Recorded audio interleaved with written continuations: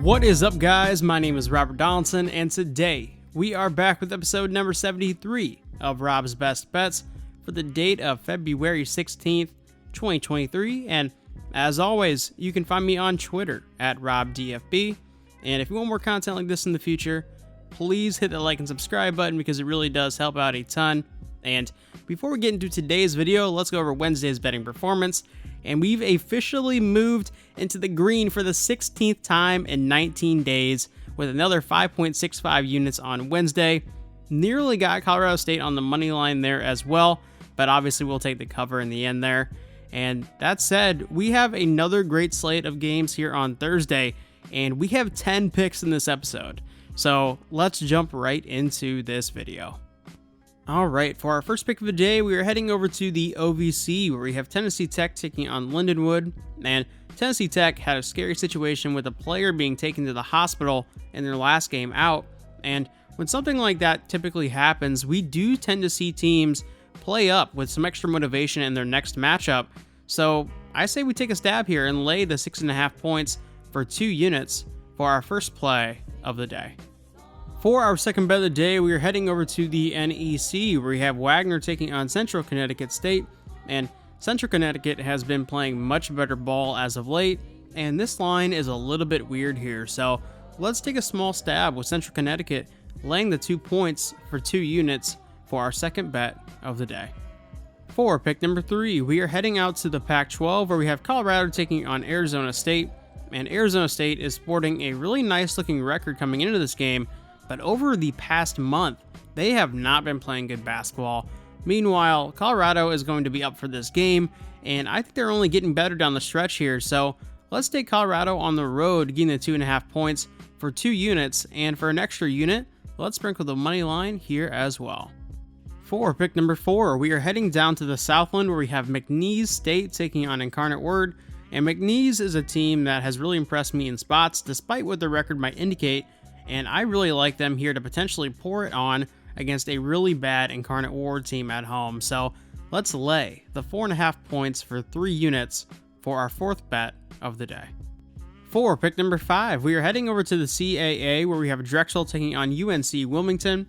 And Wilmington really started the season hot, but ever since they kind of hosted that Charleston game, they've been hitting a lull, and the opposite has been true for Drexel over the last 5 games. So let's take the team that's actually trending upwards here at home, laying the point for 3 units for our 5th pick of the day. For pick number 6, we are heading down to the A-Sun, where we have one of my favorite games of the night between Kennesaw State and Liberty. And Kennesaw State is far too good to be getting this many points against a Liberty team who we've seen lay a few duds away from home this season. So let's take Kennesaw State here, getting the 4.5 points for 3 units, and for an extra unit, let's sprinkle the money line here as well. For pick number 7, we are headed down to Conference USA, where we have Middle Tennessee State in a game against Florida Atlantic. And FAU is obviously a very good team, and honestly I think they deserve to be in the tournament even if they don't secure the auto bid from the CUSA. That said, they have been really put to the test in 4 of their last 5 games, and this is a major play-up spot for MTSU here. So let's take a healthy stab with MTSU, getting the 4.5 points at home for 3 units, and for an extra unit, let's sprinkle the money line here as well. For pick number 8, we are heading back down to the Southland, where we have Nicholls State taking on Corpus Christi. And Nicholls State has played so damn well at home this season, with dominating wins over Selah, Northwestern State, New Orleans, and McNeese State. And Corpus Christi is a good team, but this is an extremely important game in terms of conference seeding in the Southland, and I think Nicholls makes a statement here. So let's take Nicholls, laying the 2 points for 4 units for our 8th pick of the day. For pick number 9, we are heading over to the Summit League, where we have Omaha taking on South Dakota.